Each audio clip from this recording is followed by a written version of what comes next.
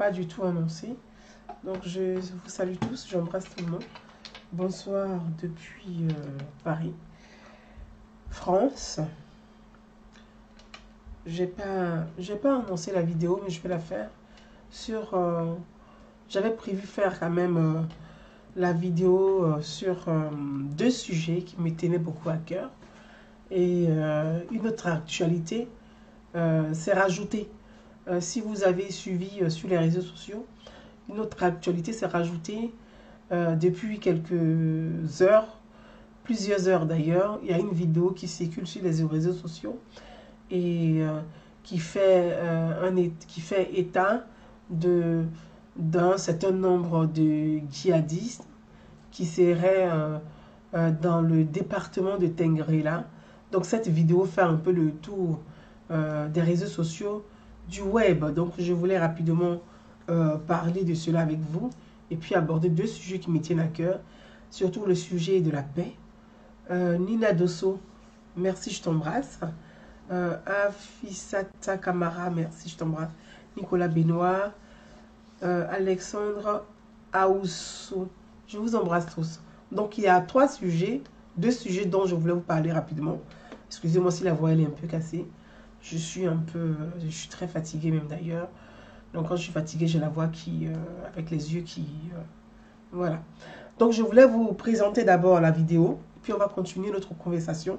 Je vais parler de la paix, continuer de parler de la paix avec vous, la nécessité de réussir une paix effective dans notre pays, sur le continent.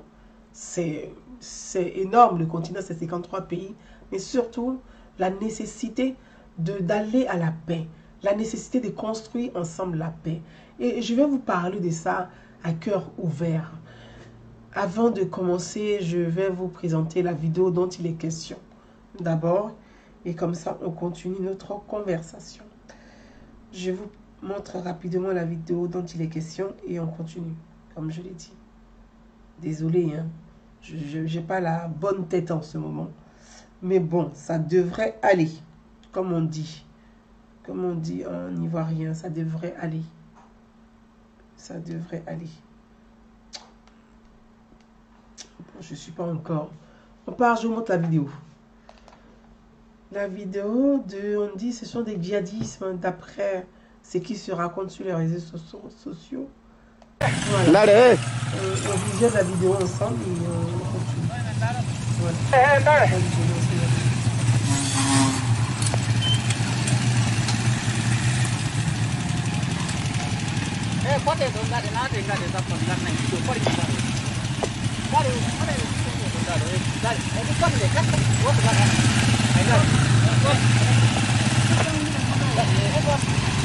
warga muslim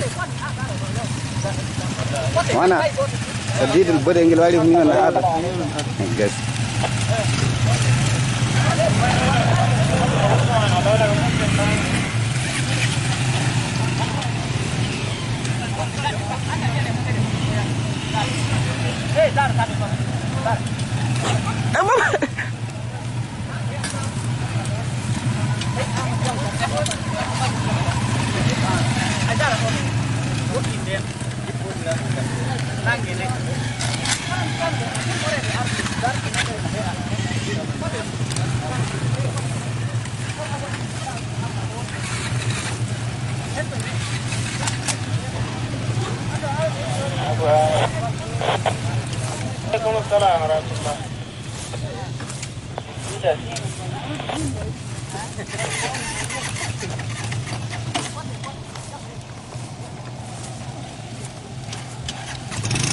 Assalamualaikum muslim.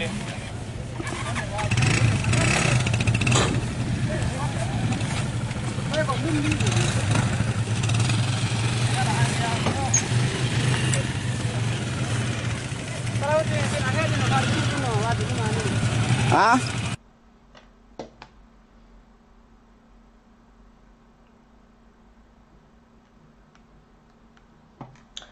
Voilà, mes frères et sœurs. Cette vidéo circule sur les réseaux sociaux. Si vous me suivez. Cette vidéo circule sur les réseaux sociaux. est accompagné d'un message que je vais lire rapidement.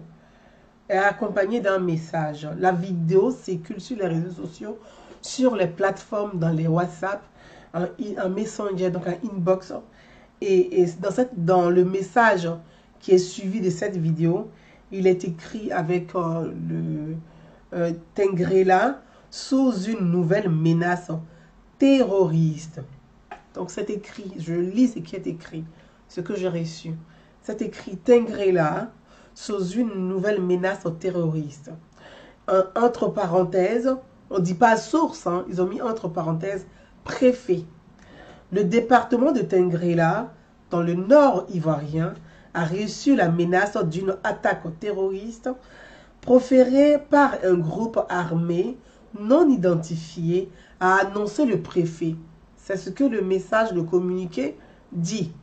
A annoncé le préfet Cyril Ambroise Diomandé lors d'une réunion du conseil départemental des sécurités qu'il présidait le lundi 23 août 2021 à la salle de réunion de la préfecture de la localité. Les autorités ont reçu dans la nuit du dimanche 22 au lundi 23 août 2021 une vidéo faisant état d'une menace terroriste imminente. Imminente, ça veut dire une menace dans l'immédiat. C'est ce que j'avais dit, mais c'est ce qu'ils disent. C'est ce que ce communiqué dit.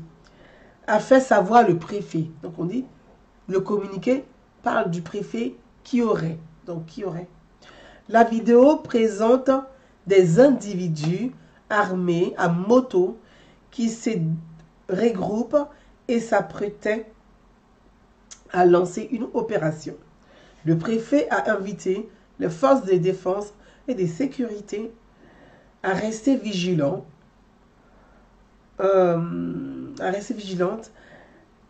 et la population a gardé son calme et a une franche collaboration avec les FDS pour déjouer cette menace.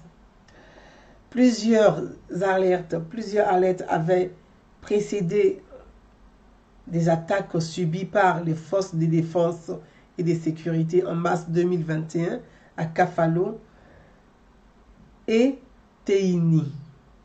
AIP, entre parenthèses, AIP, donc je ne sais pas si c'est un journal, Info Bagoué. C'est-à-dire que, voilà, une vidéo qui est relayée sur les réseaux sociaux, qui est relayée dans les groupes. Donc, moi, je considère des vidéos de propagande. Je ne dis pas que les attaques terroristes n'existent pas dans la sous-région, c'est-à-dire en Afrique de l'Ouest. Mais cette vidéo qui est relayée en boucle sur les réseaux sociaux, qui est divulguée, qui est partagée, qui est relayée même par certaines personnes, c'est-à-dire que vous recevez en longueur de journée depuis quelques heures, n'est pas d'Abidjan, elle ne date pas de Côte d'Ivoire. Cette vidéo ne vient pas de Côte d'Ivoire. Et pourtant, le communiqué qui est suivi dit que le préfet qui aurait tenu une réunion et qui a fait un communiqué. On ne précise pas communiqué du préfet, on dit le préfet, on donne le nom du préfet Ambroise, on ne signe pas, on met AIP, comme si c'était un journal, on met source Bagoué. Bagoué qui est une région de la Côte d'Ivoire dans le nord du pays. Je voudrais juste vous dire que cette vidéo ne vient pas de la Côte d'Ivoire. Elle n'est pas de la Côte d'Ivoire. Les groupes terroristes dont on vient de voir dans la vidéo sont du côté du Burkina Faso. C'est une vidéo qui date de août 2020 dans la région des Fada, Ngourma, au Burkina Faso. Donc j'espère que je répète bien. Cette vidéo qu'on vous venez de visionner n'est pas de la Côte d'Ivoire, ni des Tengrela, ni des Kafalo, ni de Korogo, ni de Bouaké, ni du nord de la Côte d'Ivoire. C'est une vidéo de 2020, août 2020, dans la région de Fada Ngoma au Burkina Faso. Je tairai la source, mais c'est une source très importante dans notre pays. Quand j'ai reçu la vidéo, moi-même, je voulais me renseigner. J'ai transféré la vidéo et j'ai posé des questions. Cette vidéo elle date de 2020. Donc, je voudrais appeler nos compatriotes et nos frères et sœurs à beaucoup de vigilance. Je voudrais appeler aussi à ceux qui relaient les vidéos d'être sûrs d'avoir des sources ou qui relaient les messages d'avoir des sources. Quand on vous envoie un message, prenez le temps de lire. Regardez la source. Allez-y sur les plateformes ou sur les sites internet ou sur le ministère concerné, Agence Ivoirienne de Presse. Voilà, c'est ça, Séverin Quadio. AIP, Agence Ivoirienne de Presse. Mais ils n'ont pas mis source, ils ont mis entre parenthèses AIP. Donc, ce sont des vidéos de propagande. Et ces vidéos de propagande, on en aura de plus en plus. Parce qu'il y a ceux qui ont envie de réussir la paix en Côte d'Ivoire, ceux qui ont envie que la paix soit effective en Côte d'Ivoire, et il y a ceux qui ont envie de réussir la guerre en Côte d'Ivoire. C'est que la Côte d'Ivoire aujourd'hui, on est en deux blocs, malheureusement. Comme Félix Houphouët-Boigny, le père de la nation, le disait, deux blocs. Ceux qui veulent participer, nous sommes tous des anges, des enfants du pays. Nous sommes tous des enfants du pays. Mais les enfants du pays que nous sommes des anges. Il y a les anges qui ont envie de participer à la paix. Et il y a les anges qui ont envie de faire la guerre. De brûler le pays. Donc on est face à deux réalités, malheureusement. On est face à deux réalités. Mais nous, notre devoir en tant que des citoyens, comme je l'ai toujours dit, moi en tout cas, Gouzanaou, et vous qui me suivez, Dieu merci, notre devoir, c'est de sensibiliser la masse, c'est d'éveiller la masse, c'est d'éclairer la masse, c'est d'informer la masse. Parce que c'est ça, être influenceur, être leader d'opinion.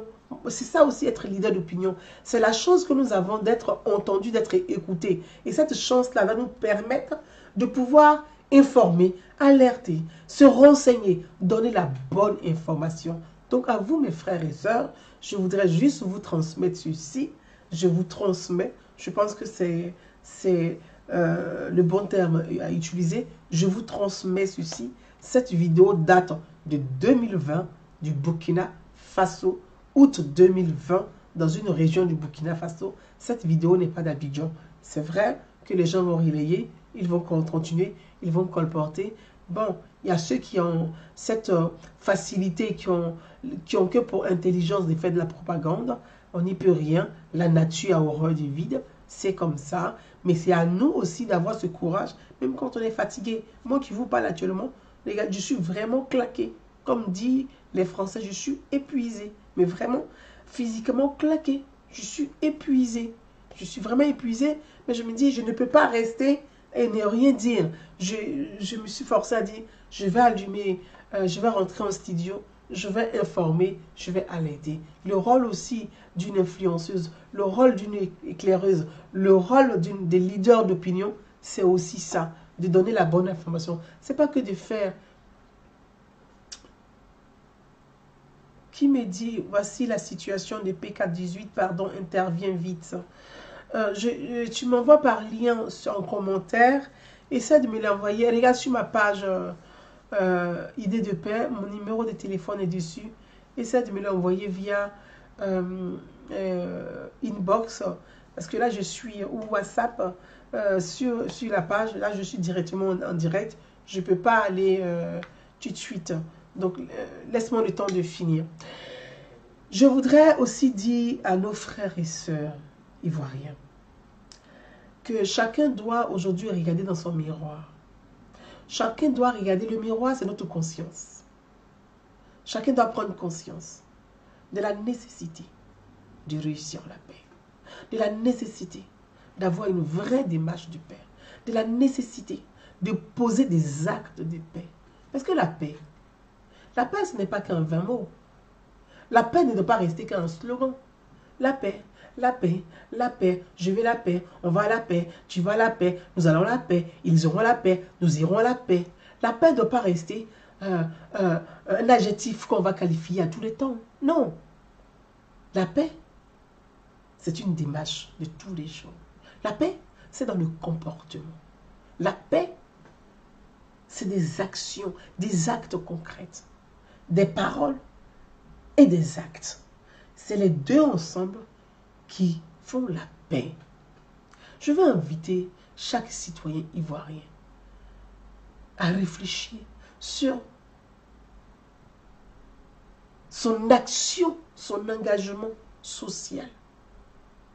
Chacun doit pouvoir dire, je dois être utile à mon niveau, même à mon humble niveau, pour participer à l'action de paix. La paix, ce n'est pas que des mallettes d'argent, des valises d'argent. On peut vous donner des milliards et des milliards.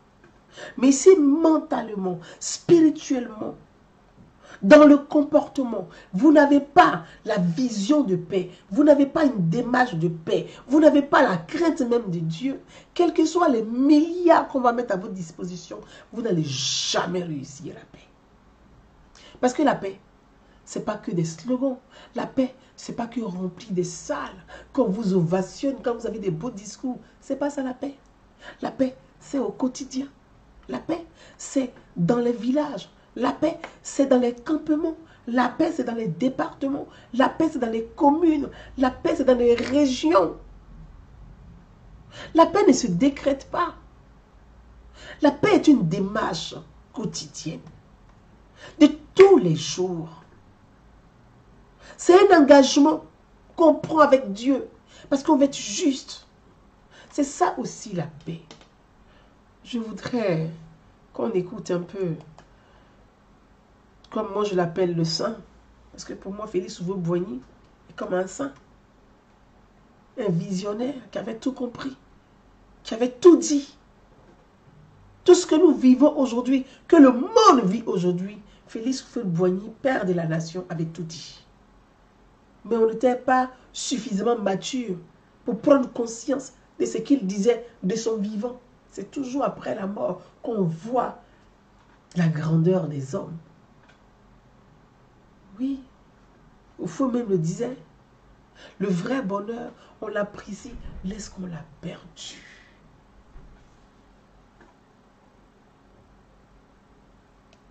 L'ingratitude est humaine.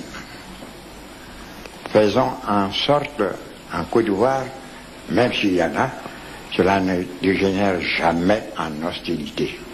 Et forçons-nous de haïr tous la haine et d'aimer l'amour. Dieu est amour. J'ai défini à Abidjan que compte tenu de la division du monde, l'Afrique ne pourra jouer un rôle efficace, ne pourra consolider son acquis en tant que pays, nouvel pays indépendant et procéder à son développement que dans une neutralité effective. Et j'ai proposé quoi? 3 conditions. La première, c'est la paix à l'intérieur de chaque État membre. Tout faire pour que la paix règne, la paix véritable, la paix des cœurs, la paix des esprits règne au sein des territoires, de chaque territoire africain. La paix romaine, la paix par les forces, la force, ce n'est pas la paix. Elle n'a pas de durée. Nous voulons la paix qui dure, qui conduit les pays à la vraie indépendance et consolide cette indépendance. La deuxième condition, c'est la paix entre les territoires, entre les États africains. Avec la division de ce monde, à l'intérieur d'un pays donné, s'il n'y a pas de paix, on verra l'action des deux blocs et c'est le courant. Alors, on n'a pas là la condition de la neutralité réelle. Ensuite, la paix, la troisième constitution, la paix des États, des pays africains avec le reste du monde.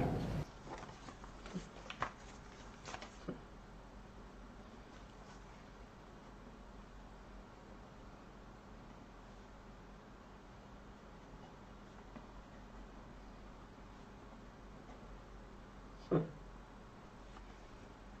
Mhm.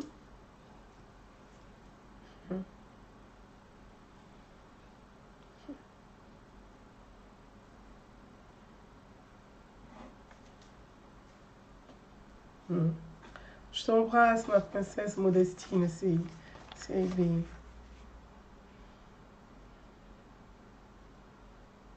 Je t'embrasse.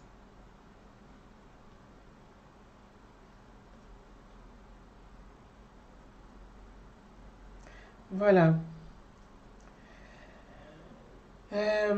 Fouad Boigny, le père de la nation, mes frères et sœurs, continuons le temps que vous... Frères et sœurs, nous sommes des frères et sœurs, quelles que soient nos divergences.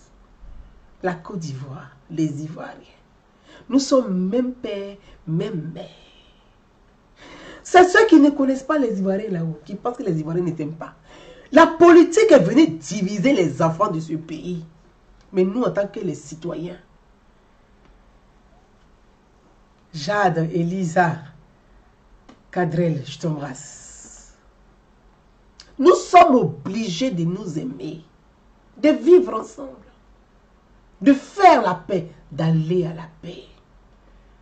Mes frères et sœurs, je vais venir au sujet de la paix. Je suis Gouzane Naounou. Je suis responsable associative. L'association Idée de Paix est une association qui est déclarée, qui existe, qui est reconnue par l'État français, qui est sortie dans le journal officiel. Je vais vous parler un peu de l'idée de paix,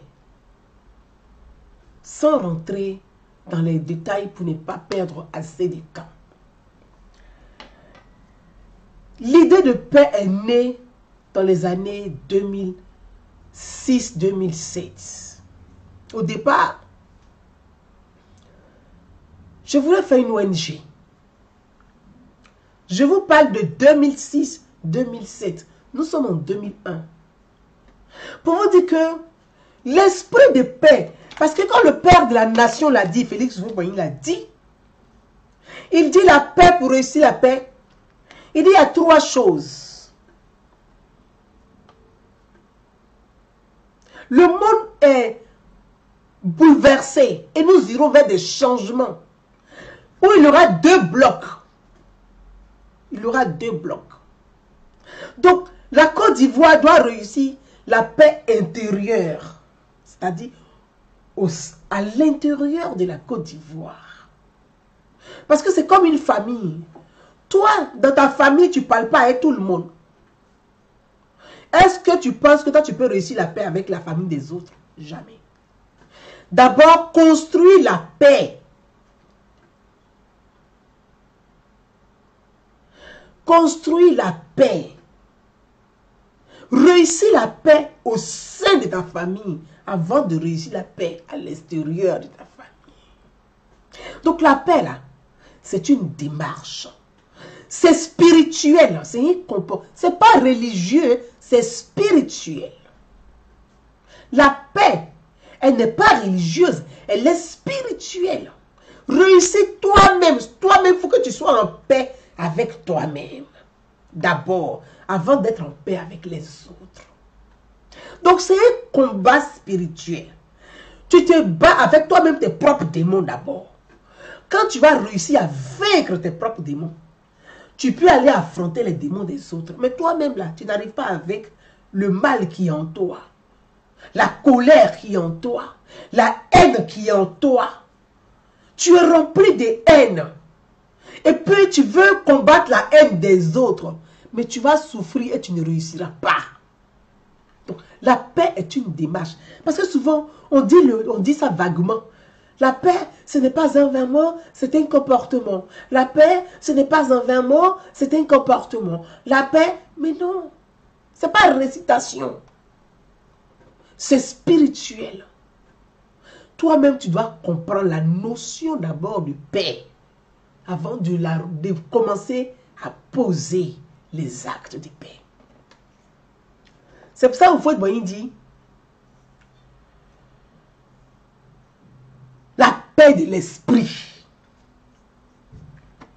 Donc la paix intérieure, à l'intérieur de la Côte d'Ivoire, la paix de l'esprit. Ensuite, il a parlé de la paix de chaque État africain.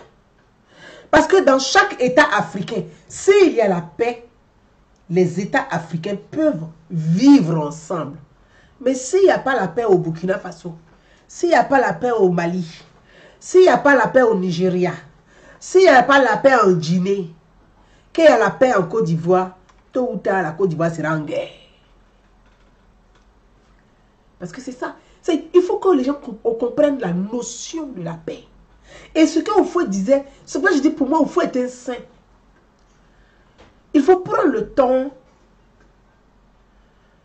d'écouter les paroles de Houphouët-Boigny. Quand vous voulez écouter Houphouët-Boigny, quand vous avez des insomnies, l'insomnie là, la nuit, vers 23h minuit, prenez votre oreillette, écoutez Houphouët-Boigny dans le calme. Vous vous réveillez le matin, même vous n'avez pas dormi, mais vous êtes fortifié. Parce que ces paroles sont remplies de sagesse, d'intelligence, de force. Quand tu es fatigué, tu vas écouter Houphouët-Boigny. Tu trouves du repos. Pour moi, c'est un saint. Oui, c'est un saint. Parce que dans un pays, autour de toi, si toi, tes voisins sont en guerre, toi, tu penses que tu seras en paix. Tu ne seras pas en paix. Donc, quand tu vois que tes voisins sont en guerre, tu dois les aider, les accompagner à éteindre l'incendie. Parce que l'incendie, là, quand ça se propage, ça vient, ça tombe chez toi. Tu vis dans l'immeuble avec tes voisins. Là, Gloï, je t'embrasse. Aïcha Nemle, je t'embrasse. Tu vis avec tes voisins. Tu es dans l'immeuble. Ou en pavillon. Mais tes voisins, leur maison est en feu. Toi, tu t'assois chez toi, tu es en train de noyer ton garba. Tu dis, oh pardon. Ah, c'est pas chez moi ou c'est chez le voisin. Moi, il m'en fout. C'est pas chez moi. Lui aussi, il a fait comme un puis il y a le feu chez lui là-bas. Et puis tu manges garba. Tu es content, tu bois ton coca, tu rotes gros. Le feu que tu ne vas pas éteindre là, ça va venir te trouver dans ton assiette de garba. Et puis ça va te brûler. C'est ce que Houphouët-Boigny dit. La paix dans chaque État. Ensuite, l'Afrique doit parler d'une voix pour être forte, pour peser dans le monde. Sinon, ce n'est pas les petits les petits pays. Nous, on peut parler devant la Chine, on peut parler devant l'Amérique. Est-ce qu'on peut parler devant l'Europe? La France ne parle pas seule. La France, quand elle prend de la voix, c'est au nom de l'Europe. Elle prend la voix avec l'Allemagne pour que la voix porte. Donc, le continent africain doit être en paix. Et pour être aussi en paix avec le reste du monde, on ne doit pas être exclu du monde pour dire nous sommes des panafricains. Nous, on pense à l'Afrique. Mais quand tu penses à l'Afrique, il faut penser aussi au monde. Parce que l'Afrique n'est pas en dehors du monde. Mes frères et sœurs, je vous dis tout ceci parce que l'idée de l'association Idée de paix est née dans les années 2000, 2005, 2006, 2007. Nous sommes aujourd'hui, merci Modestine Seibi de me rappeler, nous sommes aujourd'hui en 2021. 2021. Regardez le parcours. C'est-à-dire que depuis 2007, chaque jour, chaque soir, je réfléchis à l'idée de paix. Depuis 2007. Quand 2010 approchait,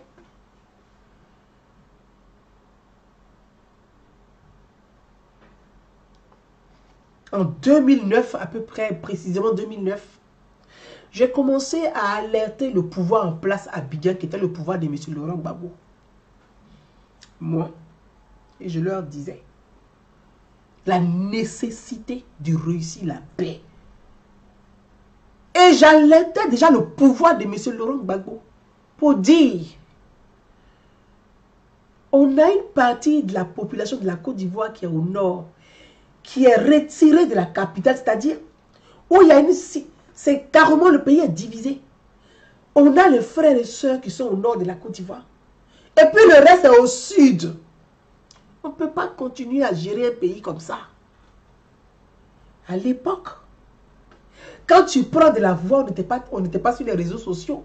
Si on n'était pas. Les gens te traitaient de traîtres. Parce que tu vois les choses arriver et puis tu dis, non, on ne doit pas faire comme ça, mais on doit faire comme ça. On dit, toi, tu es traître. Parce que le monde est en deux blocs. Ou tu es avec nous, ou tu es contre nous. Ou tu n'es pas avec nous, ou on va t'abattre. Ou tu es avec nous, ou tu nous détestes. Le monde est divisé en blocs parce que l'Africain a la paresse de réfléchir et de raisonner. Il ne veut pas poser un débat pour avoir un raisonnement poussé pour pouvoir dégager de là des solutions afin de réussir la paix. Donc on te dit tout de suite, tu es contre nous. Je disais avant, je vous fais ce parcours parce que mon idée de paix a eu un parcours.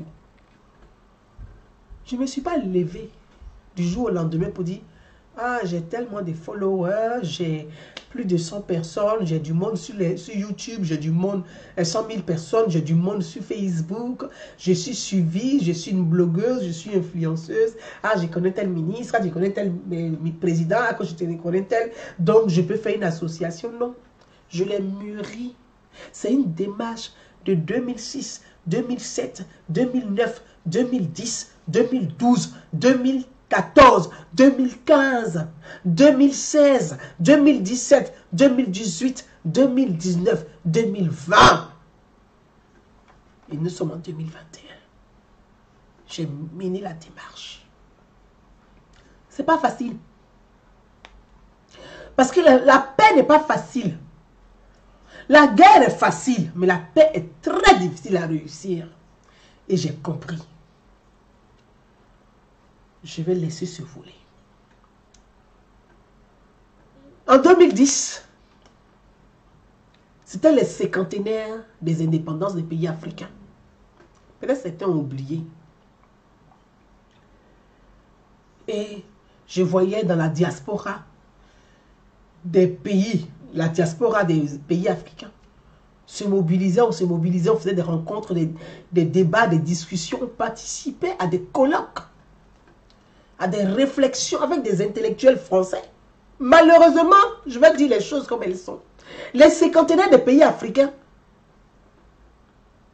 les États africains eux-mêmes n'ont pas accompagné la diaspora africaine à participer au cinquantenaire. Tout le monde était dans l'idée de la fête. On va faire fête, c'est les cinquantenaires, on va coudre pagne, on va danser, fanfare, paparapom, paparapom. Tout le monde était content de faire les fêtes. Mais c'est des intellectuels français. Les intellectuels français, des chercheurs, des historiens qui, eux, nous invitaient à participer. C'est-à-dire que nous, Africains, là, les cinquantenaires, c'est des intellectuels français, des chercheurs, des historiens qui nous invitent à participer à des colloques. L'Afrique est absente. Donc, je participe un jour, je ne sais pas si c'était à la Sorbonne, avec des ambassadeurs africains, des 53 pays africains qui étaient invités. J'y étais, j'ai eu la chance d'être parmi. Bon, Dieu merci. Et puis, on parlait de l'organisation. Donc, les pays africains attendaient que l'Europe va les aider pour leur donner de l'argent pour faire la fête. C'est les cinquantenaires. Tout le monde attend l'argent de l'Europe. La France, là, comme ils nous ont colonisés, là, ils doivent donner de l'argent pour qu'on puisse fêter. Sans même songer un instant, on dit, mais quel bilan nous faisons de ce continent 50 ans après? Ils étaient tous là. Chacun venait là. C'est que, bon, ils vont participer parce que eux, pour eux, en plus, c'est la France qui devait les aider, leur donner l'argent pour faire des fêtes sur le continent. Nos intellectuels sont absents.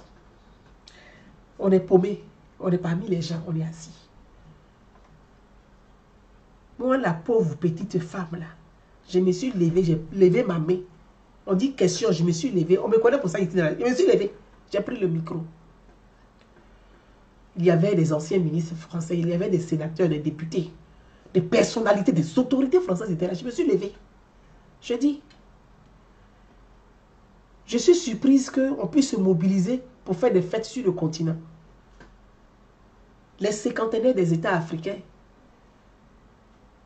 L'Afrique doit faire son bilan. On doit commémorer le mort.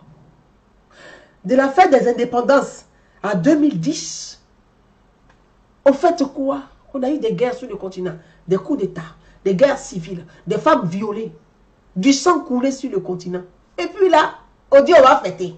On fête quoi? On fête les morts ou on pleure nos morts? Parce que si on ne pleure pas, on va répéter. Mais si on prend le temps de rentrer dans les archives, d'expliquer pourquoi nous arrivons toujours à des guerres sur le continent, d'expliquer pourquoi nous arrivons toujours à des difficultés, pourquoi le continent est fragilisé. Si on fait des documentaires, qu'on explique de la pédagogie non orientée, de façon objective, on va éduquer la masse, la jeunesse. Mais affaire de fête là, les Africains vont rien comprendre, ils vont rester dans fête. Jusqu'aujourd'hui, il y a des personnalités françaises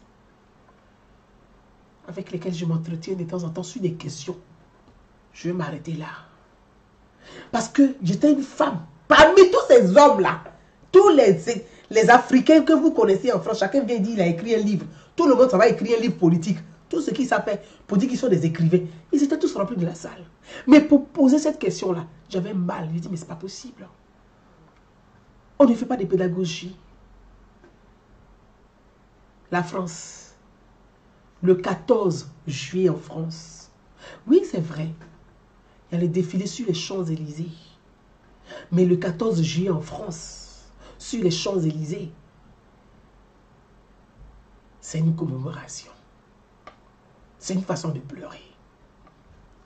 Et la semaine du 14 juillet, vous regardez la télévision, toutes les chaînes de télévision passent en boucle les images de la Deuxième Guerre, de la guerre entre la France et l'Allemagne. Ces images passent en boucle dans les écoles. Pourquoi? Pour faire de la pédagogie. Pour que demain, ça ne se répète pas. Pour que demain, la génération, les jeunes enfants qui sont à l'école primaire, au collège, au lycée, ils participent. Sur chaque commune, dans chaque commune où il y a eu des morts, les élèves, le maire, les élus vont déposer des gerbes de fleurs. Et ils comptent l'histoire. Ils transmettent l'histoire à leurs enfants pour dire, vous avez vu. On s'est battu dans le passé. On ne doit plus se battre aujourd'hui. Et vous devez être les garants de la paix du demain. Mais il n'y a rien. C'est-à-dire, on est un gros continent de 53 États. Il n'y a pas de travail de mémoire. Il n'y a pas de devoir de mémoire. Mes frères et sœurs, toutes ces choses-là ont animé ma démarche de dire j'ai compris. Nous sommes dans la diaspora, on devient presque une forme de base arrière de nos États. Et nous-mêmes, nous participons à la déstabilisation de nos États. Au nom de quoi? Sous prétexte que, parce qu'on n'est pas du bord politique, que le pouvoir en place, alors il faut détester le pouvoir en place. Mais toi, tu es un Africain de la diaspora. Tu es venu te chercher. Tu es venu apprendre un plus. Tu n'es pas un milicien. Le plus que tu as appris là, tu dois aider ton pays à réussir. Et non allumer le feu dans ton pays. Non. Et non allumer le feu dans ton pays. Non. Pour vous dire que je viens de très loin pour arriver là où je suis aujourd'hui. J'ai eu un parcours. Je n'ai pas claqué des doigts. J'ai eu un parcours. J'ai eu un parcours. J'ai mon parchemin.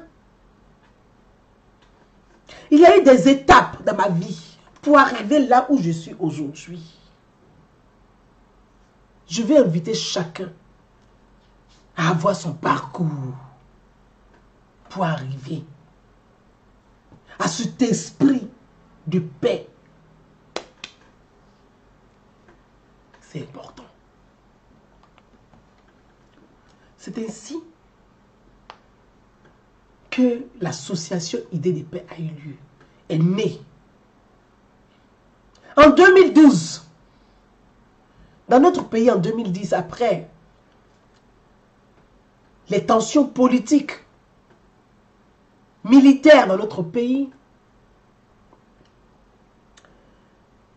le président Alassane Ouattara est arrivé au pouvoir en 2011. Il est arrivé au pouvoir dans des conditions extrêmement difficiles. Parce qu'il y avait deux blocs dans notre pays, la Côte d'Ivoire. Deux blocs. Pro-Gbagbo, pro-Ouattara. Point. Il n'y a pas de discussion. Voilà comment le pays était. Pro-Gbagbo, pro-Ouattara. Point. Il n'y a pas de discussion. Alors, il y a des gens qui étaient des progressistes souples, mais ils sont bloqués. Tu te dis, ah, si tu vas ici, tu es pro. Tu viens ici, tu es pro. Tu ne sais pas où aller. Donc, ils sont tiraillés. Et il y a des gens du milieu, ce qu'on appelle la majorité. Parce qu'en réalité, les pro-pro ne sont pas majoritaires. Ils sont une minorité.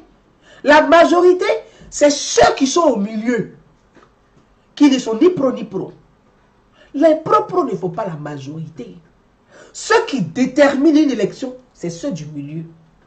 Où ils basculent du côté droit, ils donnent le poids à la droite.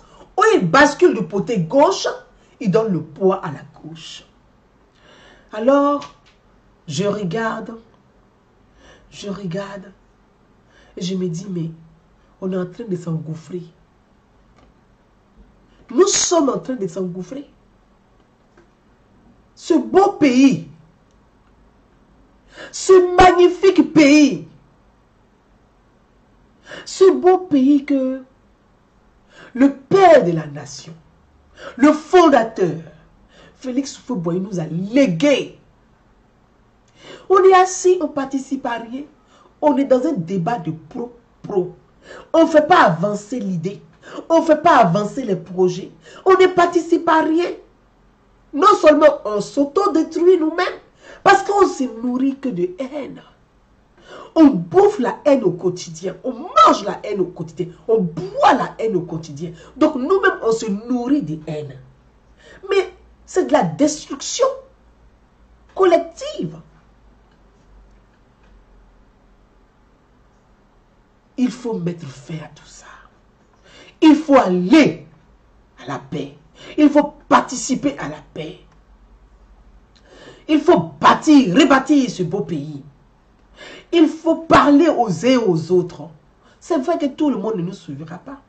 Mais nous allons réussir à convaincre. Si tu réussis à convaincre 5 personnes, si tu convaincs 5 personnes, les 5 personnes vont convaincre 5 personnes autour d'eux.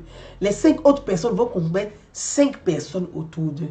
Au fur et à mesure, donc, de 5 à 10, de 10 à 15, de 15 à 20, 20 à 25, 25, 30, 35, 40, 40, 45, 45, 50, 60, et ainsi de suite. Finalement, on va convaincre la masse de comprendre l'essentiel qui est la paix durable dans notre pays, la paix effective, la paix de l'esprit, la paix des filles et fils de ce pays.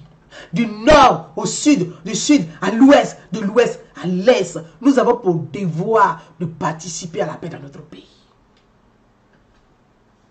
Mes frères et sœurs, j'ai eu un parcours. J'ai un parchemin. Il y a toujours des obstacles sur la route. Ceux qui n'ont pas envie que tu réussisses. Ceux qui te détestent au fond. Ceux qui pensent que ce n'est pas toi qui devais être là, eux ils devaient être là, mais pourquoi c'est toi qui es là? Donc tu auras toujours des attaques de tous bords. Et des pro-Gbagbo, et des pro-Ouattara. Tu auras des attaques de partout. Et j'ai toujours, jusqu'aujourd'hui, j'ai encore ces attaques. Mais ça ne me fait pas perdre, vaciller. Ça ne me fait pas perdre l'objectif qui est de réussir, de participer à la paix dans mon pays, d'être utile pour mon pays.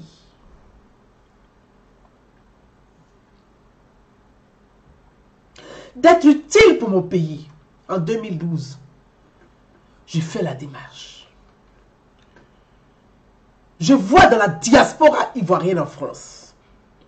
La diaspora ne pèse pas en tant que telle dans une élection, ne change pas les résultats d'une élection. La diaspora ne change pas les résultats d'une élection, mais la diaspora est un lobbying qui joue sur le pays. Parce que nous sommes le social. C'est nous qui aidons nos familles, qui aidons nos villages, qui aidons nos cousins. Donc notre voix porte au pays. Sinon la diaspora en elle-même ne change pas les résultats d'une élection. Alors, je vois dans la diaspora toujours, toujours des propos. On se retrouve avec que des partis politiques. Ils ont réussi à transformer la diaspora ivoirienne en une base arrière de la Côte d'Ivoire. On a des représentants des partis politiques. De tous les partis politiques sont représentés. La Côte d'Ivoire, les mêmes débats politiques qu'il y a en Côte d'Ivoire sont dans la diaspora. Et surtout en France. On a les pro-Gbagbo, les pro-Ouattara, les pro-Bédié. Donc, la diaspora ivoirienne est dans les propos. Quand on veut parler de réconciliation, chose bizarre, c'est des délégués des partis politiques qui arrivent. Comment on peut parler de réconciliation avec des délégués des partis politiques qui eux-mêmes accentuent la fracture sociale? Dites-moi, on fait comment? Mes frères et sœurs. Puisqu'on les connaît. On connaît les délégués du RDR. On connaît, avant que le RDR ne devienne RHDP avec le PDCI et les autres partis politiques. Les délégués du PDCI, les délégués du FPI, on dit, on va parler de la paix. Quand on arrive dans les salles, c'est les mêmes combats de coq qu'il y a à Abidjan qui se passe dans la diaspora. Parce que ce sont les délégués des partis politiques qui arrivent. Mais on les connaît tous. Que vous les maquillez en citoyens, on sait que c'est les délégués, on les connaît comme des délégués. Donc, effectivement que le dialogue social ne peut pas marcher dans la diaspora. Puisque ceux qui viennent s'asseoir au devant sur les tables de séance sont des délégués des partis politiques. Qu'est-ce qu'on fait avec eux? On est resté dans le même schéma, dialogue politique en Côte d'Ivoire, dialogue politique dans la diaspora. Et pourtant, la diaspora ne doit pas être politique. Nous sommes une communauté, la communauté ivoirienne. Nous sommes des citoyens et non des politiques. Mais on a transformé la diaspora en politique. Mais évidemment qu'on ne peut rien sortir de la diaspora, à part des tensions, des guerres. Alors je commence à faire les démarches entre les représentants des partis politiques. Je fais le tour. On est en 2012. Je commence à m'inquiéter pour 2015. Je dis, mais attends, on est 2012, 2013. On est encore dans les débats de pro. Mais les élections approchent. Si on ne réussit pas à avoir un dialogue, mais la diaspora encore va être la base, le lobbying, pour activer le feu au pays. Que faire? Comment faire? Quand tu t'en vas, le RHDP est créé. Quand tu t'en vas au RHDP, tu as des gens qui sont là-bas qui ne veulent même pas discuter avec les autres. Parce qu'eux, ils vont te rappeler tous les jours, t'expliquer que oui, en 83, il y a eu telle chose. En 90, il y a eu telle chose. En 94, il y a eu telle chose. Qu'eux, ils étaient les premiers arrivés, ils étaient les fondateurs, ils étaient les premiers à avoir les cartes d'électeurs. Et puis, ils vont te rappeler la même chose. Tu arrives au FPI, ils te rappellent, ils te disent la même chose. Oui, on était au pouvoir, et puis les RHDP nous a chassés, et puis c'est la même chose. Tu t'en vas trouver les gens du PDCI, eux aussi ils te répètent pour eux. Oui, et puis on a fait Alain Ouattara, et puis Alain Ouattara ne nous a pas donné le pouvoir. Il a prévu qu'il va nous donner, mais là on est en train de voir qu'il ne va pas nous donner le pouvoir. Donc on est dans un débat de sourds. Je dis c'est pas possible. Mais qu'est-ce qu'on fait? Les élections approchent. On fait quoi? C'est le même débat de 2010, là on est en train de recommencer. On fait comment les élections approchent au pays? Donc je fais ma démarche à moi. Mes frères et sœurs, après toutes ces réflexions, ce que je viens de vous étaler, j'ai conclu que la diaspora ivoirienne ne doit pas être politique et politisée. Nous devons être des citoyens. Nous devons avoir une démarche citoyenne. Participer à la citoyenneté. Être de bons citoyens. Participer au débat social et non au débat politique. J'ai compris que cette diaspora-là peut être utile si elle est porte-voix de la majorité silencieuse. Et la majorité silencieuse étouffée. Elle étouffait. Elle étouffait. Personne pour porter sa voix. Tu vas sur un plateau télé, quand on va sur France 24, c'est les mêmes représentants des partis politiques. Rien de bon ne sort de là-bas. Ils ne sont jamais d'accord, ils discutent, ils se bagarrent, il n'y a rien de bon. Finalement, je dis, ok, je vais m'engager de façon citoyenne. Mais être citoyen ne veut pas dire que je ne porte pas un choix sur un candidat. C'est différent. Je suis une citoyenne, je parle de la République, je parle des institutions, je parle du bien-être des Ivoiriens. C'est ce qui est important. Mais ça n'amène à rien. Ça ne m'empêche pas de porter mon choix le jour de l'élection présidentielle, de porter mon choix sur le projet et le programme des candidats.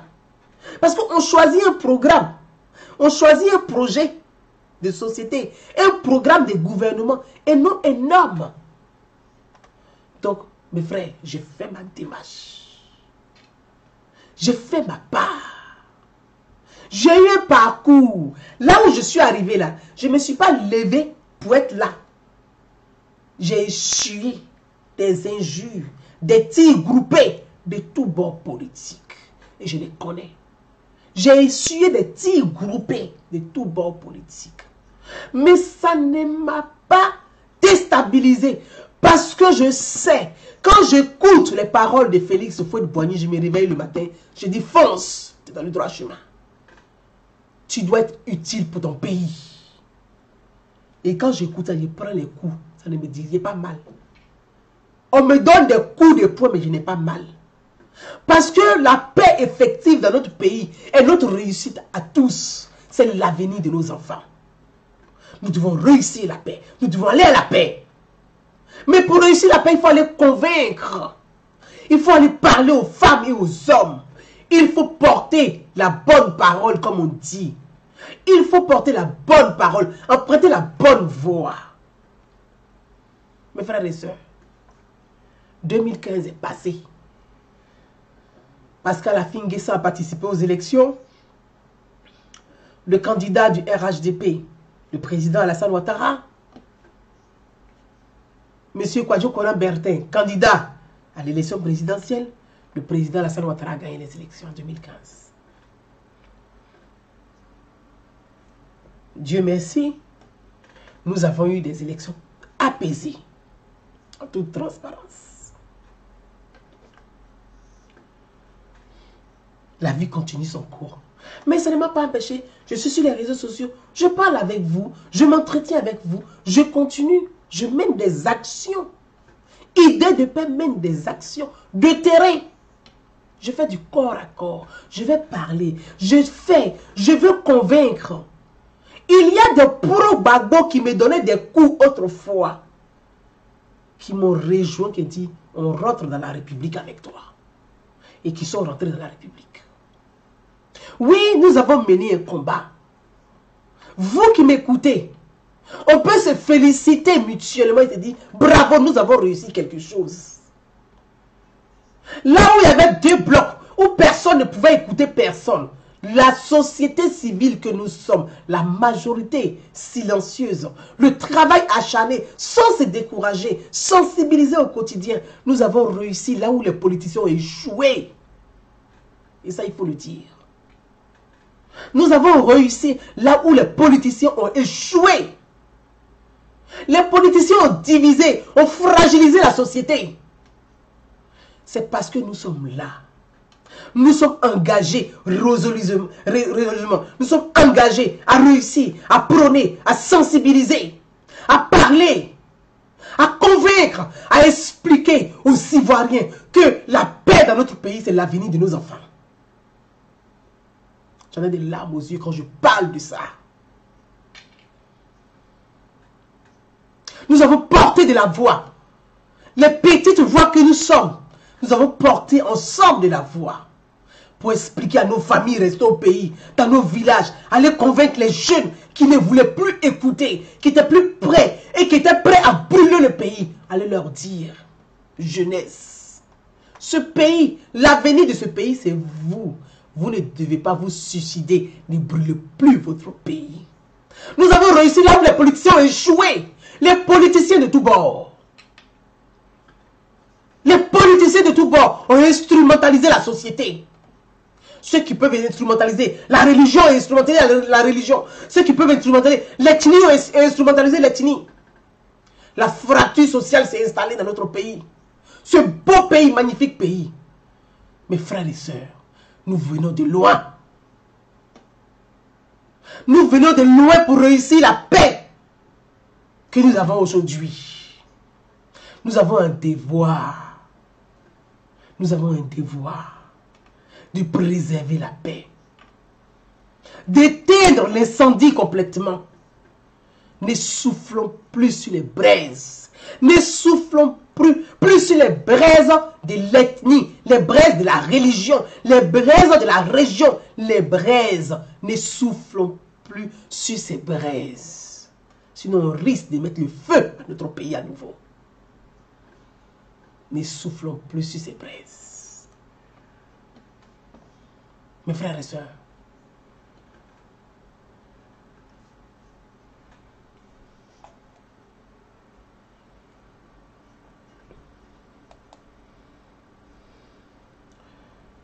alors je vais, comment il s'appelle?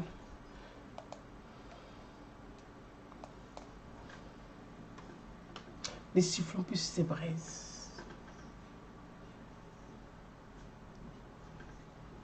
Ne soufflons plus sur ces braises. Les élections présidentielles approchent 2020 dernier. Il y avait ceux qui voulaient l'insurrection. Les élections, monsieur, il y a un monsieur, attendez, je pense que moi je ne vais pas durer avec les gens comme ça. Ils vont être bloqués comme ça, on va avancer. Voilà. Les élections présidentielles approchaient en 2020. Il y avait ceux qui voulaient brûler le pays. Il y a ceux qui appelaient à une désobéissance, comme on disait, civile. Comme si une insurrection armée militaire était civile. Une insurrection avec les armes à la main.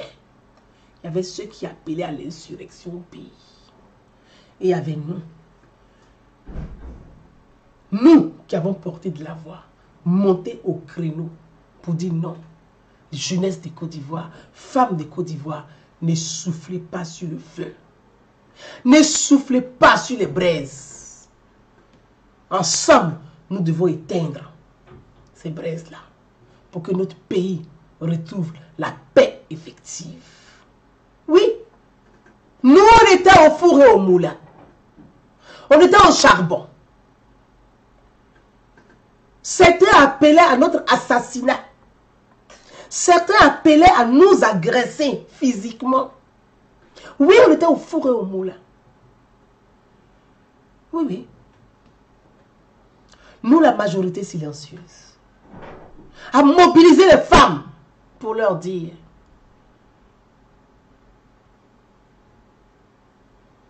non, ne brûlez plus jamais notre pays. On brûlera. Ne brûlez pas votre patrimoine. La Côte d'Ivoire est notre patrimoine à tous. La Côte d'Ivoire, c'est notre patrimoine à tous. On ne doit pas brûler notre patrimoine. Ta propre maison, tu peux brûler. Il faut souffrir de démence pour mettre le feu à sa propre maison. La Côte d'Ivoire est notre maison.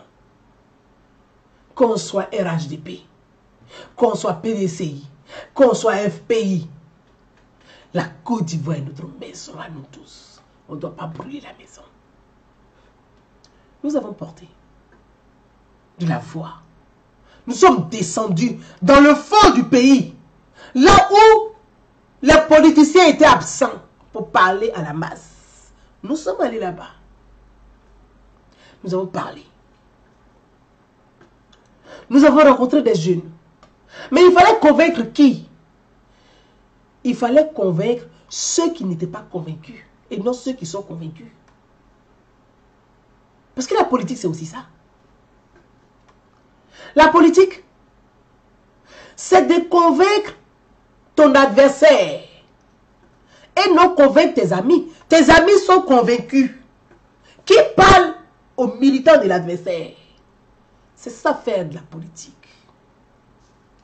Nous, les citoyens, nous avons parlé à ces militants de l'adversaire pour leur dire: baissez la garde, baissez l'arme de guerre, venez à la paix. C'est ça aussi la politique. La bonne politique, c'est comme ça on devrait la faire. On ne dit pas non. Comme mes militants même, je reste dans mon coin. Mais si tes militants même t'aiment que tu restes dans ton coin, avec qui tu fais la paix? Il fallait parler à l'adversaire. Mais nous avons parlé à l'adversaire. Nous sommes allés convaincre l'adversaire. Nous sommes allés expliquer à l'adversaire qui parfois est perdu, n'a pas compris ce que c'est que les institutions. Ce n'est pas de sa faute. Les politiciens africains n'expliquent pas à leurs militants ce que c'est que la vie politique, ce que c'est que les principes républicains. Les partis politiques n'enseignent pas à leurs militants à la culture politique. Parce que quand ils voient leurs représentants des partis politiques sur des plateaux télé, ils s'insultent mutuellement. Donc le militant de base, il répète la même chose qu'il a vu. Puisque quand le responsable politique prend son micro, qu'il s'adresse à sa foule pour le galvaniser, il oublie même parfois les principes républicains. Il insulte avec violence, avec outrance, avec arrogance, avec beaucoup de vulgarité son adversaire. C'est l'éducation qu'il transmet à ses militants. Le militant, il fait quoi? Quand il trouve le militant de l'autre adversaire, il répète les mêmes mots. C'est l'éducation. Tu as ton enfant à la maison tous les jours.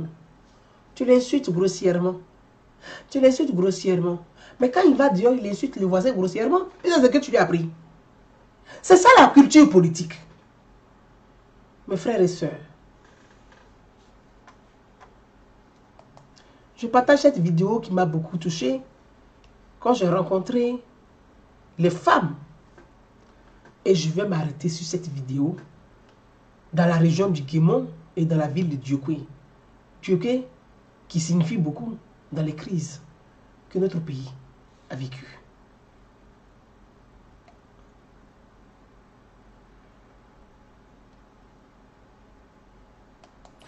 L'association Idées de paix sensibilise aussi pour une élection sans violence. L'association était récemment à Diokwe, dans la région du Guémon, pour inviter les femmes à s'investir dans la promotion de la paix. Les femmes de Diokwe ont donc exprimé leur volonté d'une élection présidentielle apaisée. Konaté Moussa.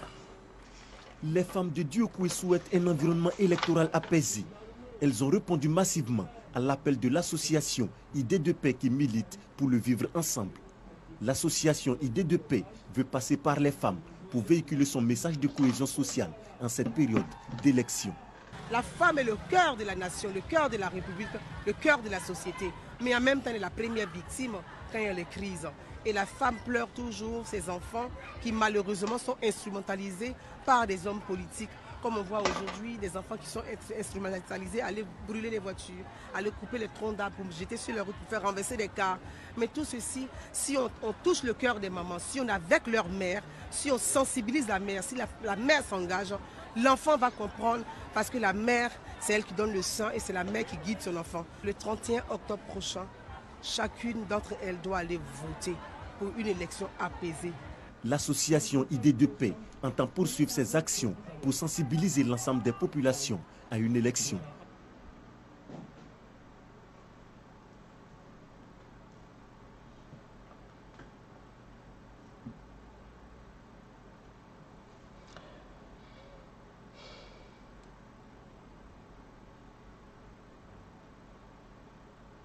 Merci. Franck Akafo dit pourquoi les femmes aiment le social. Parce qu'elles ont l'instinct maternel et que l'instinct maternel guide toujours la femme à protéger l'homme est né d'une femme. Et donc même quel que soit ce que les décisions des hommes, quand ces décisions blessent parfois les femmes ou la société, la femme elle protège toujours l'homme puisque l'homme elle considère l'homme comme son enfant, puisqu'elle porte la vie, la femme. C'est pour ça que la femme, elle aime beaucoup le social. Et je voudrais dire à vous, mes frères et sœurs, sur ce sujet, que quand les gens appelaient hier à brûler le pays, appelaient les uns les autres à boycotter les élections, à ne pas participer aux élections pour arriver à une insurrection et pour renverser le pouvoir du président Alassane Ouattara. Oui, on était là.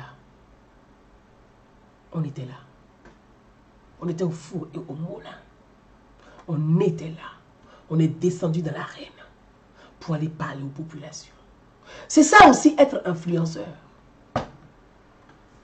Être influenceur, c'est ça. Si tu as 100 personnes qui te suivent, fais tout pour convaincre 70, même 60, la moitié.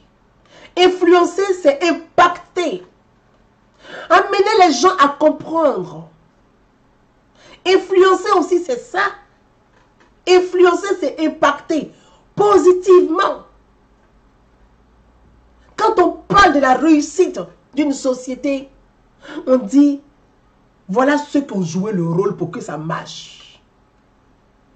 Mais enfin, en Afrique, il y a ceux qui cuisinent et puis il y a ceux qui mangent. Ça, c'est l'Afrique. Mais je ne m'en plains pas d'être dans la cuisine. Au contraire, j'en suis fier. Mais je veux dire, j'entends ici et là, je veux dire, le président Alassane Ouattara, pour qu'il soit aujourd'hui là où il est, il y a eu des petites mains en bas. Oui, c'est méconnu, mais il y avait des petites mains en bas qui ont joué un rôle important. Parce que ces petites mains désirent une paix effective dans leur pays. Chacun a joué un rôle important. Et c'est ce rôle qui m'a amené aujourd'hui encore dans la diaspora. Et je continue dans la diaspora à faire plusieurs vidéos dans lesquelles j'ai invité mes frères et sœurs de la diaspora ivoirienne à venir ensemble pour construire un projet de paix. Parce que la paix n'est pas que des slogans. La paix n'est pas l'enveloppe qu'on va vous donner. C'est ce que le père de la nation, Félix Houphouët-Boigny, a dit. Vous savez, en temps de guerre, il y a des opportunistes, il y a toujours des profiteurs. La guerre profite toujours. En temps de guerre, il y a toujours des opportunistes.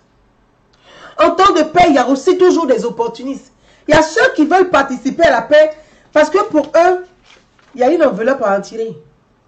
Ah, moi je vais participer, soit il y a une nomination, soit il y a de l'argent à gagner. Ah bon, comme je suis proche d'un tel ministre, moi je vais courir pour dire que je vais participer à la paix. Moi je vais, parce qu'il y a des gens.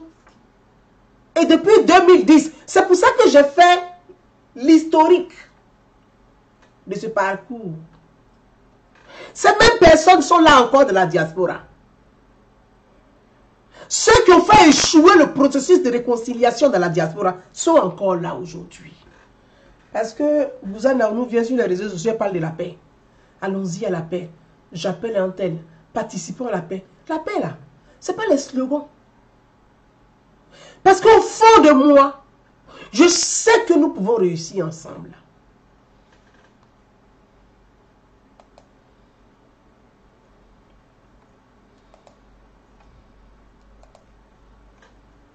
Parce que je crois à la paix. J'ai foi à la paix. J'ai foi à la capacité des Ivoiriens de se mettre ensemble pour construire ensemble un projet de société. J'y crois fermement. Les Ivoiriens sont capables. Les Ivoiriens peuvent le faire. Il suffit de juste les stimuler. Il faut les stimuler. Il suffit de les stimuler.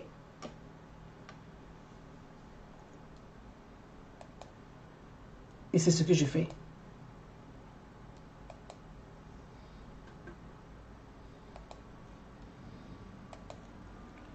Messieurs, si vous partagez encore votre publicité de Giga, je serai obligé de vous bloquer. Je vais vous bloquer directement. Ma page n'est pas une page de publicité. Je n'ai rien à payer à Facebook pour des publicitaires. Parce que cette page n'est pas sponsorisée. Elle n'est pas sponsorisée. Donc les publicités, moi, je n'ai pas de sous à donner à Facebook. Vraiment, s'il vous plaît. Donc, il faut stimuler les Ivoiriens pour qu'ils participent à ce processus, qu'ils participent à ce dialogue, qu'ils participent et que les Ivoiriens soient des acteurs de paix et non des acteurs de guerre.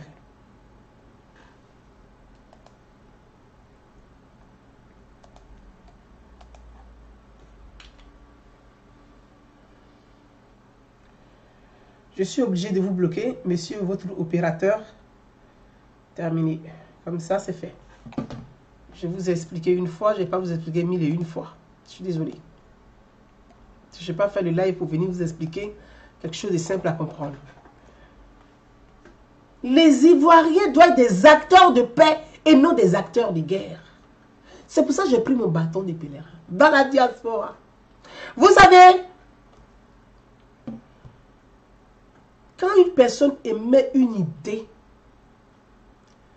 c'est une idée qu'elle a pensée spirituellement, qu'elle a réfléchi spirituellement. C'est une idée qu'elle a écrite. C'est un projet qu'elle a écrit. C'est un esprit qu'elle a mis dedans. Quel que soit ce que vous allez faire, vous échouerez puisque l'esprit n'est pas dedans. Dans la diaspora, j'ai pris mon bâton de pèlerin courageusement, comme en 2012. J'ai commencé en 2012. J'ai pris mon bâton de pèlerin, comme en 2012, pour dire. Et je frappe aux portes. J'appelle ici, je frappe ici, je dis ouvrez, je suis votre soeur, on doit aller à la paix. Je ne le fais pas parce que je veux concurrencer, parce que je tiens vraiment à le préciser. Je ne le fais pas parce que je veux concurrencer le ministre de la Réconciliation. Alors là, vraiment, c'est archi-faux. J'ai aucune concurrence à faire avec qui que ce soit d'ailleurs. Je suis une citoyenne. Monsieur le ministre et ministre, je joue mon rôle de citoyenne pleinement. Le ministre a son cahier des charges. Il a un devoir de résultat à prouver au chef de l'État qui lui a fait confiance. Alors, c'est deux choses différentes. C'est deux choses différentes. Comme dit, je vois, je regarde, j'observe. Je fais cette clarification pour que, puisque les mêmes là, ces mêmes démons là, qui ne veulent pas que les Ivoiriens réussissent le processus de paix, réussissent la paix effective là. Eux, ils vivent de ça. Ils vivent de commérages et de polémiques. Ça fait quoi? Depuis 2010, depuis 2011 que le président Alassane Ouattara est arrivé au pouvoir. Si ceux-là, ils pouvaient réussir, ils l'auraient fait. Si on parle de paix encore, c'est que le président Alassane Ouattara a compris qu'il ne peut même pas compter sur ceux-là. Oui. Parce que quand on aime le président Alassane Ouattara, quand on respecte le président Alassane Ouattara, on fait tout pour réussir sa mission. Pour rehausser son image. Ceux-là, ils étaient dans la diaspora ici, les mêmes là. Ici. Depuis 2011. ils n'ont pas réussi à convaincre l'autre partie des Ivoiriens de la diaspora. Ils n'ont pas réussi à les convaincre. Parce qu'ils n'ont pas été capables de les convaincre. Ils se sont braqués eux-mêmes.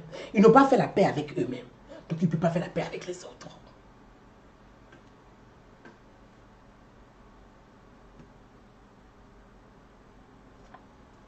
La paix est une démarche. Quand tu aimes le président Alassane Ouattara, ce n'est pas de porter le t-shirt avec sa photo. Ce n'est pas de mettre une casquette avec sa photo. Ce n'est pas de porter des chaussures avec sa photo. C'est d'avoir un comportement pour que l'autre qui n'est pas avec le président Alassane Ouattara puisse avoir l'estime du président Alassane Ouattara. Parce que c'est important. C'est ça, c'est important.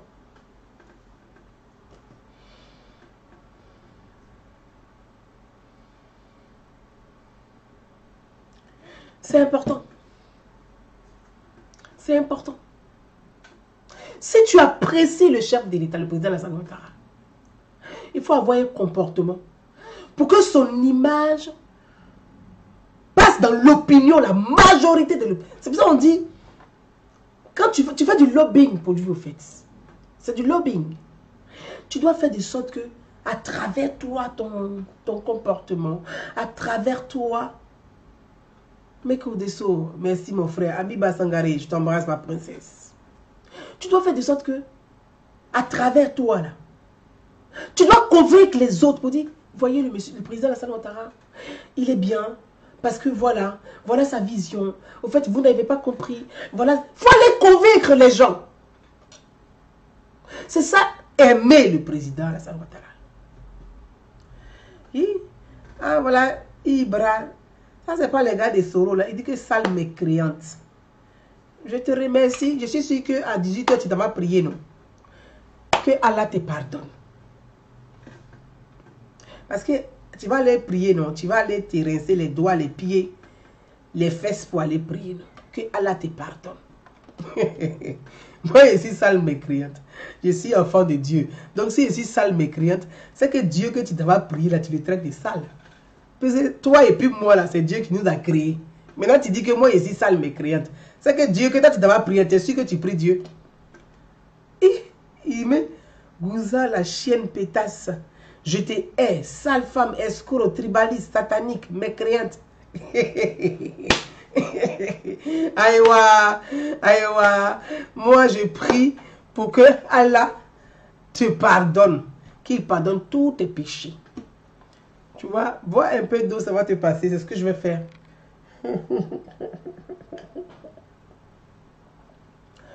Je bois à ta santé. Et bois pour que Dieu pardonne tes péchés. Tu me hais parce que ici la fille d'Ado, mon frère doit souffrir. Hein. Le jour que j'ai été partagé mes photos avec Ado et puis avec maman Dominique Ouattara, avec son épouse après, mesdames, tu vas devenir fou.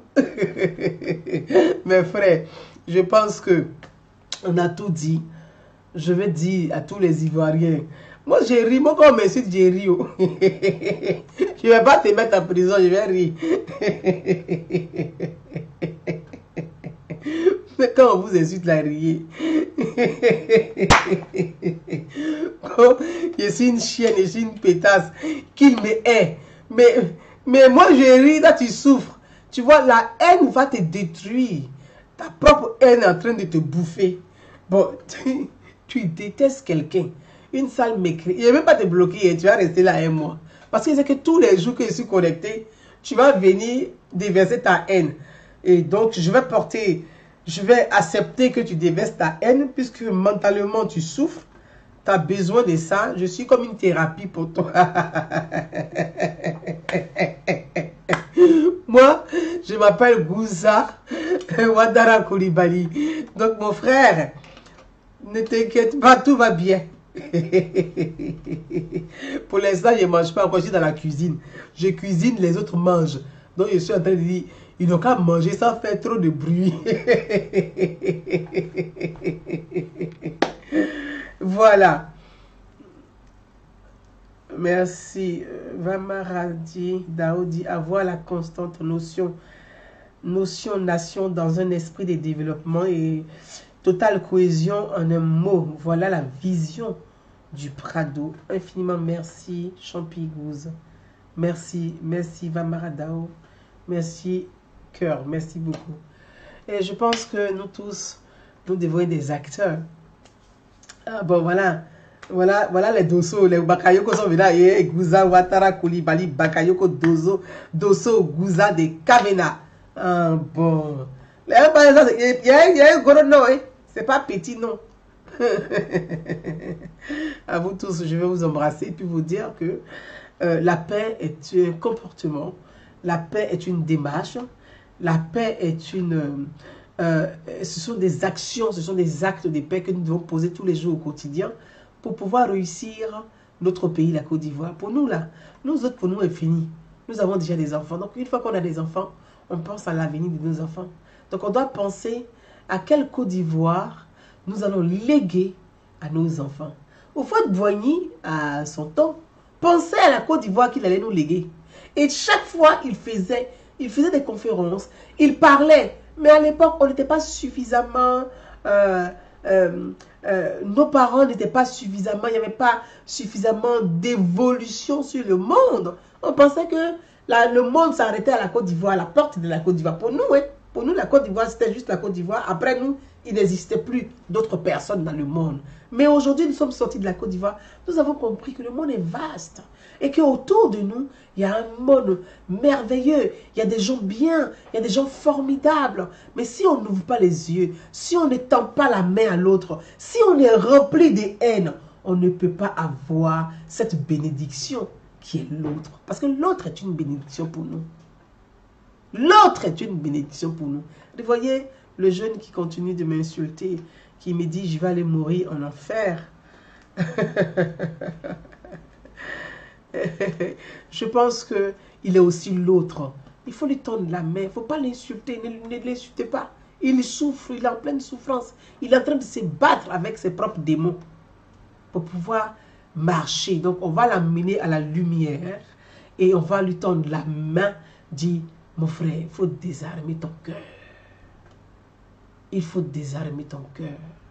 Tu souffres pour rien. Tu es en train d'empoisonner l'existence. Tu es en train de te détruire toi-même. Tu es en train de on dit, autodestruction. Personne ne te détruit, mais tu te détruis seul. Désarme ton cœur. Quand tu viens écouter Gouza Naounou qui fait un direct de 1h28 minutes et que du début de la vidéo jusqu'à la fin, tu es là, en réalité, tu es un de mes admirateurs. En réalité, tu es un de mes admirateurs. Donc moi, je peux que t'accueillir sur ma page et te dire, viens tous les jours, dès que je suis connecté, viens t'abreuver. Parce que tu as soif de vérité, tu as soif de lumière, tu as soif d'éclairage. Viens sur ma page dès que je suis connecté. À vous tous, je vous embrasse, je vous refais plein de cœur. Et puis, pensons à tous, chacun, quelle action nous pouvons mener ensemble. Chacun 1 plus 1 plus 1 plus 1 plus 1, on sera fort. Donc la paix, c'est aussi ça. C'est le 1 plus 1 plus 1 plus 1. C'est l'addition de chacun qui va apporter une paix définitive à notre pays. Belle fin d'après-midi. Je veux saluer mon grand frère Assi Bernabé, que j'ai rencontré pour la première fois, qui fait partie de mes premiers followers. Si vous vous rappelez, qui m'a offert une coupe dès mes débuts. Il a dit, je sais que tu es une championne, tu vas aller très loin, je crois en toi. Et pour la première fois, depuis toutes ces années qu'il me suit sur les réseaux sociaux, la première fois, je l'ai vu en vrai. Son épouse, je l'avais déjà vu, son épouse. Je vais saluer son épouse, je vais l'embrasser très fort. Qui accepte que son mari passe des heures à m'écouter, à me regarder virtuellement. Je pense que c'est une femme formidable. C'est une femme exceptionnelle.